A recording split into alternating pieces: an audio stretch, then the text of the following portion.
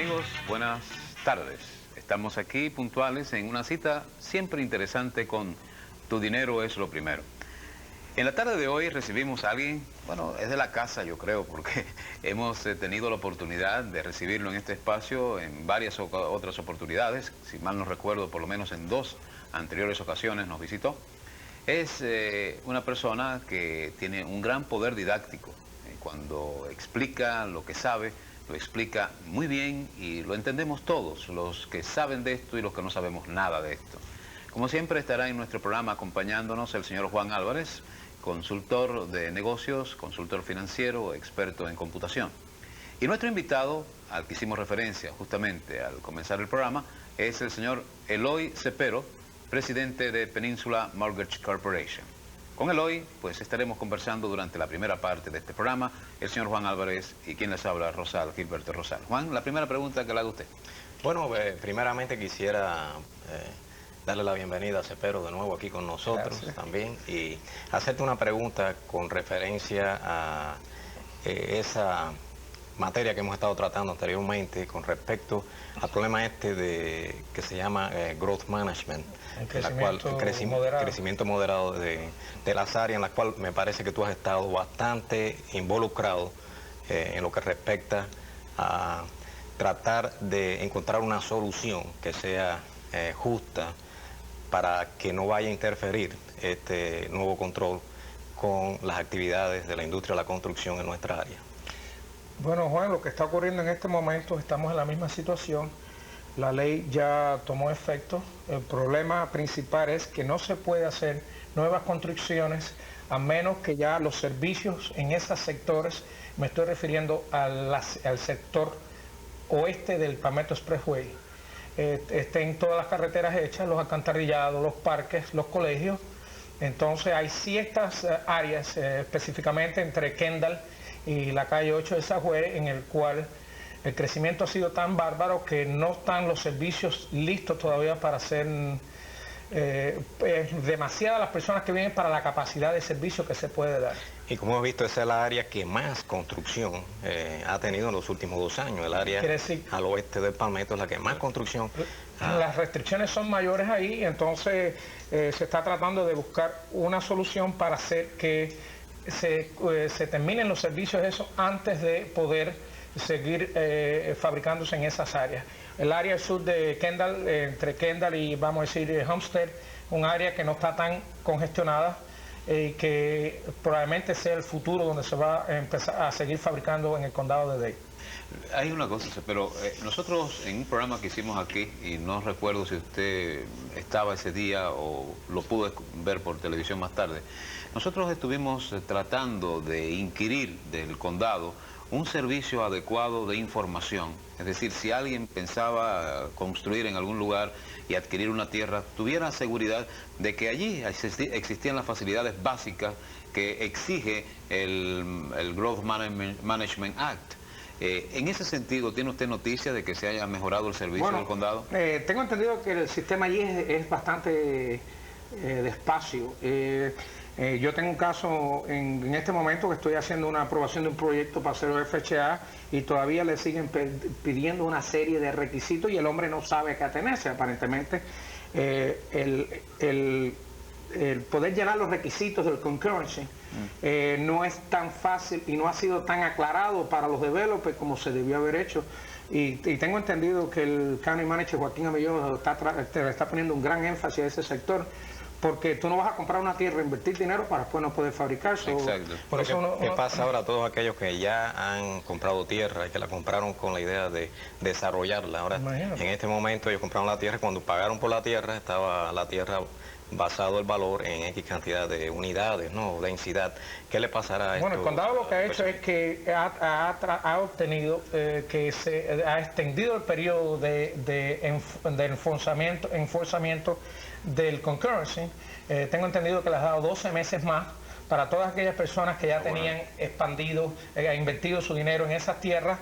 Se le ha facilitado la adquisición de permiso, pero tengo entendido que es nada más que por 12 meses. Es decir, perdóname un momentito, Juan, este lenguaje que usted está usando es de común conocimiento de los desarrolladores o developers o urbanizadores. De ellos es eso de concurrency. El concurrency Es decir, ellos saben de lo que se está hablando. Sí, ellos saben lo que se está... Ahora, pero vamos a hablar, y este es un tópico que le interesa solamente a ellos. ¿Usted cree que a la población en general le interesa también? Rosario, eso le interesa a todo el mundo, porque si se paraliza la construcción en Miami... Entonces, estos 12 meses, ¿a partir de cuándo? Desde el día que se estuvo en efecto la ley... ¿No recuerda? ¿Fue el 1 de octubre? Creo que fue en septiembre. En septiembre. Septiembre-octubre. Fue en septiembre-octubre, Juan. Sí, en septiembre. En septiembre creo que empezaba. Han hecho unas facilidades en los permisos. 12 meses más. Entonces el concurrency es que todos los servicios estén presentes. Exactamente, eso es lo que quiere decir la palabra. Eso es todo. Que los parques sean suficientes, que el alcantarillado esté allí, que el servicio de agua potable esté allí, que la pavimentación esté.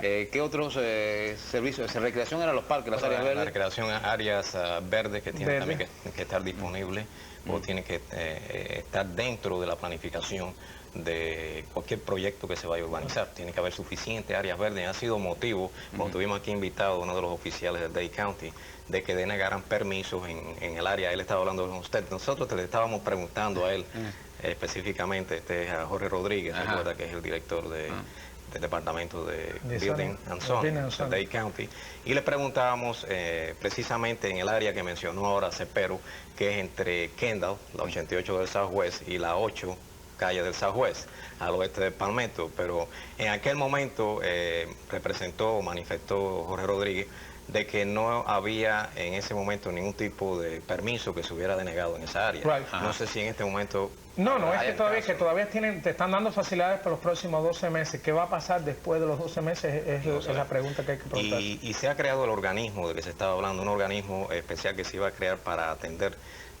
todas estas peticiones. Bueno, lo que estaba ocurriendo es que el condado está corto de dinero. Entonces, corto de dinero, y tiene 1.500 millones de dólares. Está corto de dinero. Entonces, para poder llevar esas... Perdóneme, pero me voy a reír. No se pudiera aumentar un poquito la eficiencia. Eso es. Ahí tienes a alguien que realmente da en el clavo. La burocracia aquí es demasiada. Yo creo que una cantidad de dinero tan grande se gasta entre los empleados ahí, que muchos de ellos son... En departamentos ineficientes. Bueno, yo no estoy criticando personalmente a ningún departamento. Siempre existe la posibilidad y el potencial de mejorar los procedimientos y sistemas de trabajo. Y posiblemente exista eso dentro del county, del Dade County, en los cuales pudieran aumentar la eficiencia y por consecuencia darían un mejor servicio a la comunidad, ¿no? a todos aquellos que están envueltos. Y la burocracia, estimados amigos, es el mismo fenómeno en Dade County, en un país, en una nación, en Rusia, en una empresa. La burocracia es un fenómeno que siempre está presente, y la burocracia es aquel individuo que está por inercia trabajando sin buscar eficiencia. Exactamente. Y eso tiene que estar ahí. Y la opinión personal mía es que mientras más grandes son las compañías, más ineficientes se convierten. Contestándote a lo que te estaba diciendo, el condado está corto, creo que está entre 80 y 90 millones de pesos en corto de déficit de dinero para poder terminar todos los alcantarillados, las calles.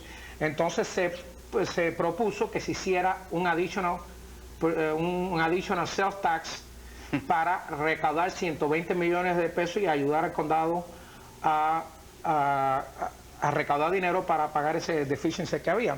Claro, el problema grande que hay en Tallahassee es que el gobernador no quiere ser el primero que inicia el aumento de impuestos. Los legisladores tampoco quieren hacer. Entonces lo único que hizo la ley fue dejárselo a cada condado que levanten ellos sus fondos. Pero ¿qué es lo que pasa? Ni los comisionados quieren hacerlo, ni el alcalde quiere sugerirlo tampoco. Entonces lo que están planeando es llevarle un referéndum para poder que el pueblo vote.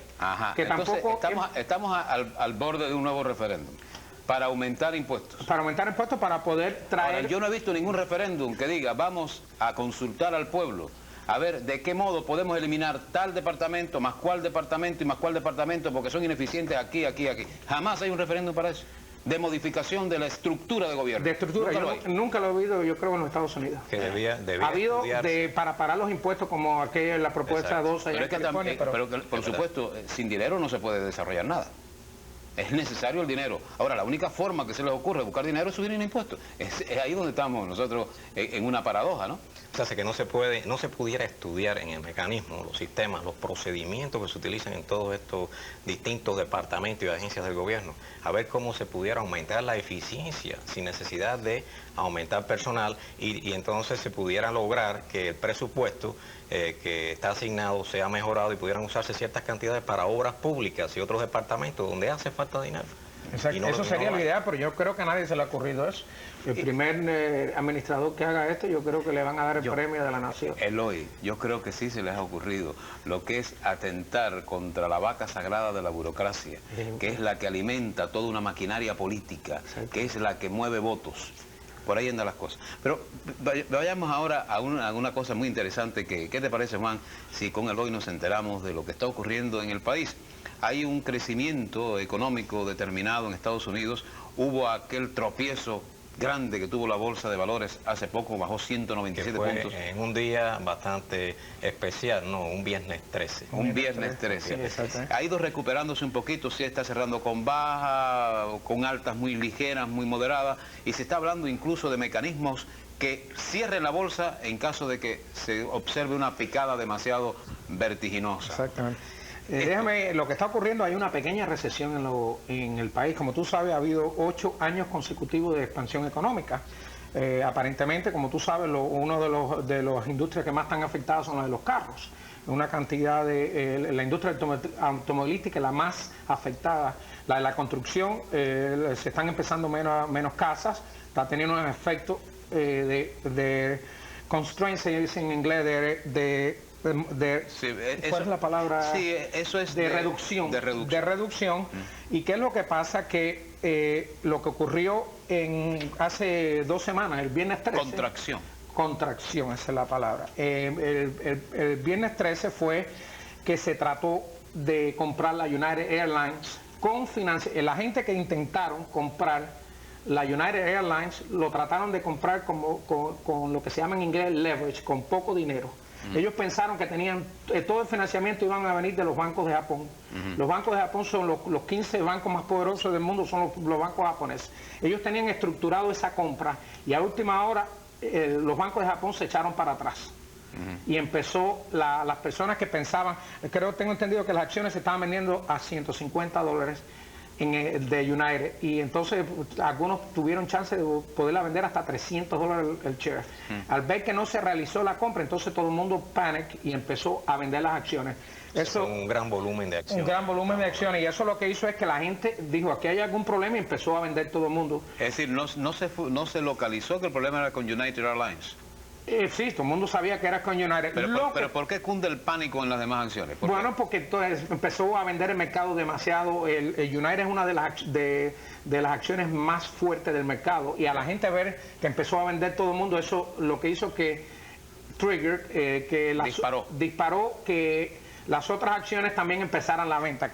Claro, lo que había ocurrido... También uno de los factores importantes, que mucha de esta información es manipulada a través de computadoras. Claro. Que reaccionan automáticamente.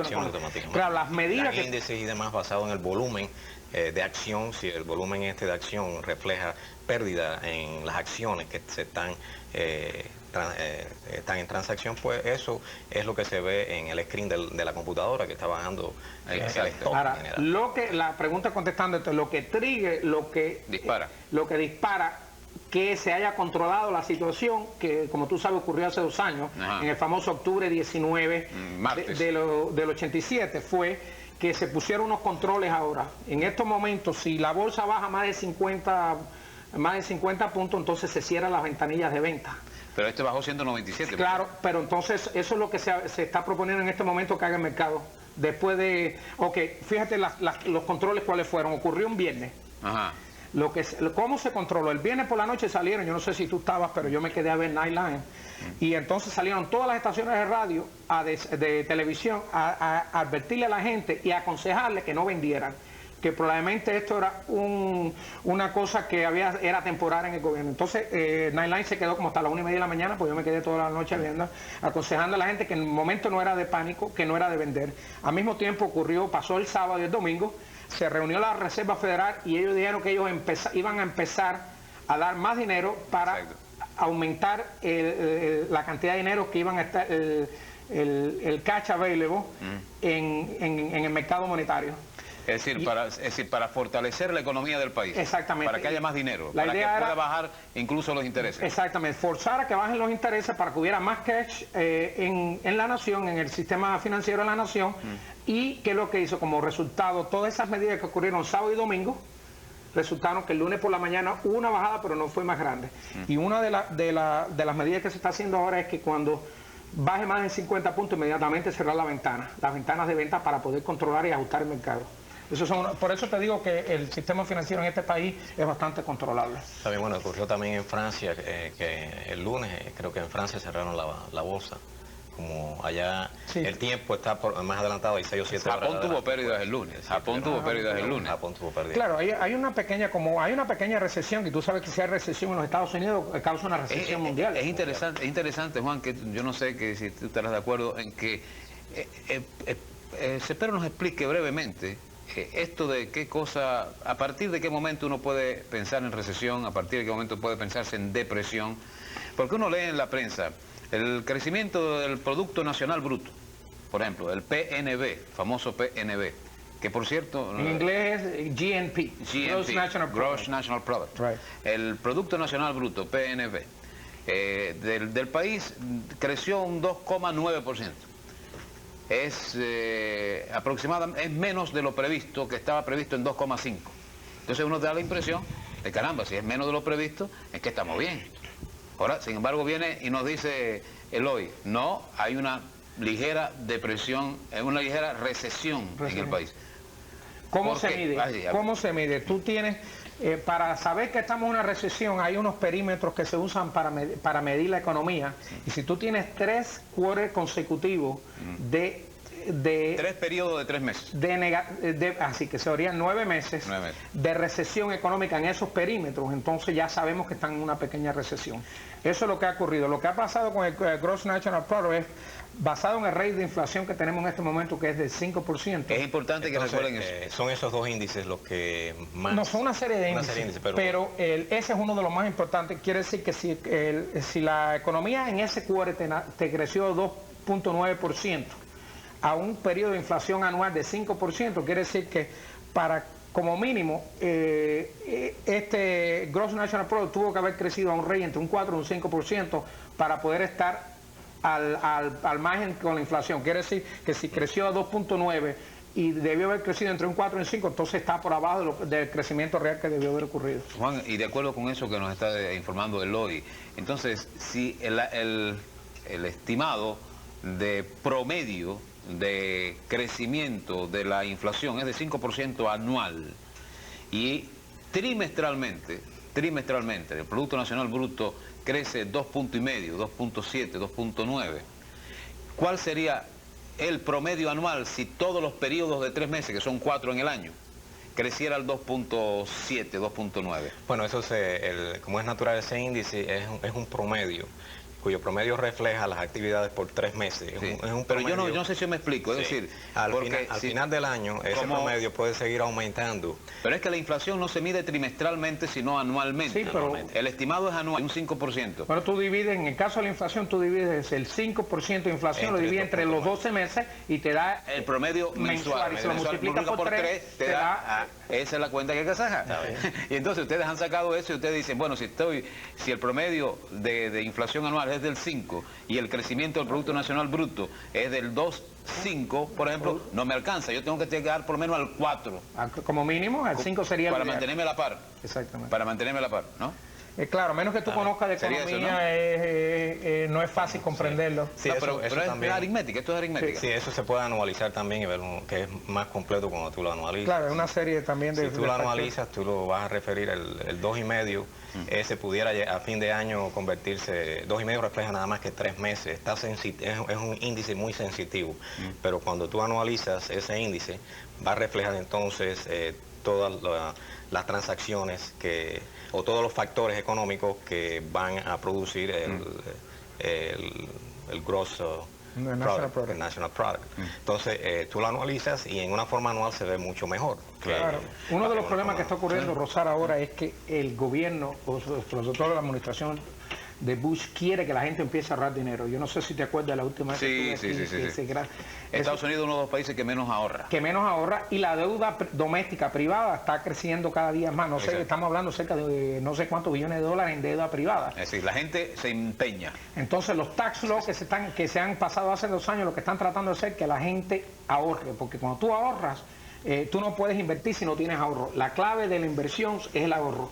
Y entonces están tratando las leyes que se ocurrieron hace 2 años es para que la gente se modere, vaya a lo que se llama básico, no comprar muebles cada 3 años, sino comprar unos muebles que te duren 7, 8 años o 10 años y regresar a las cosas básicas. Es la hora de fabricar para gran durabilidad. Es la hora de fabricar cosas que uno prometa. Esto le va a durar por lo menos 10 años. Si empezamos a hacer eso, hacemos buen negocio. Y tenemos que recortar el gasto de spending, ya sea privadamente como de los mismos negocios. Y como la gente ve que hay recesión, entonces todo el mundo no se expande. En lo contrario, se recogen, cortan empleo para tratar de tener más cash en la mano para cualquier recesión grande, para poder mantener el negocio abierto. Voy a hacer una pregunta ahora a Eloy sobre lo que él tan bien conoce. Él es presidente de Peninsula Mortgage Corporation y me imagino que, bueno, Juan y usted están ahí al tanto de lo que ocurre en el mercado de los intereses. ¿Qué es lo que ocurre con el dinero? Bueno, se supone el interés está bastante bajo, está un 10%. Yo no sé si ustedes se acuerdan, Juan, en el 80 llegó al 18%. Quiere decir que cuando tú tienes un interés